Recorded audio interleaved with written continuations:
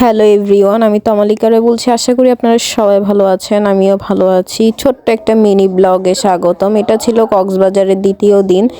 যেখানে যাচ্ছিলাম সেটা হচ্ছিল মিনি বান্দরবন। বাজারে কিন্তু মিনি বান্দরবনও ছিল। তো মিনি বান্দরবনে আমরা যাচ্ছিলাম। এখানে হচ্ছে মিনি বান্দরবনে আমরা উঠতেছিলাম। আসলে পাহাড়ে আমার উঠতে এতটা বেশি কষ্ট হয় না, কিন্তু নামতে আরো বেশি কষ্ট হয়। যদিও বা একা একা উঠতে পারি, কিন্তু নামার সময় আমার কারো না কারো অনেক হেল্প লাগে। মানে আমি একা একা কখনোই নামতে পারি না হেল্প ছাড়া। পাহাড় থেকে নামার সময় পা কাঁপা শুরু করে। মিনি বান্দরবন থেকে নামার সময়ও আমি আমার ভাইয়ের হেল্প নিয়ে নেমেছিলাম।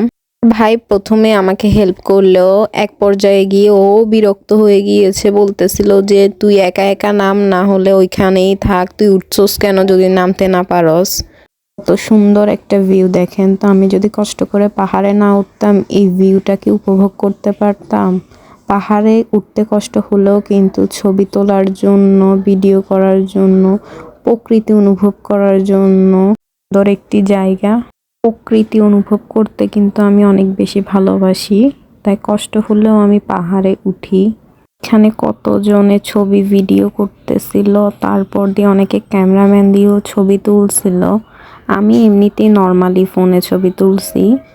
কোয়াটেক বিচ গিয়ে আমি ক্যামেরা দিয়ে ছবি তোলা আমার শিক্ষা হয়ে গেছে। মানে ওনারা তো এত ভালো ছবি হয় না, মোবাইল থেকে একটু মান ভালো হলেও মানে ওনাদের ছবিগুলা কেন জানি আমার ভালো লাগে নাই। সবার ভালো লাগতে পারে, আমার ভালো লাগে নাই ছবিগুলা। তারপর আমরা চলে গিয়েছিলাম রেস্টুরেন্টে দুপুরের খাওয়ার জন্য।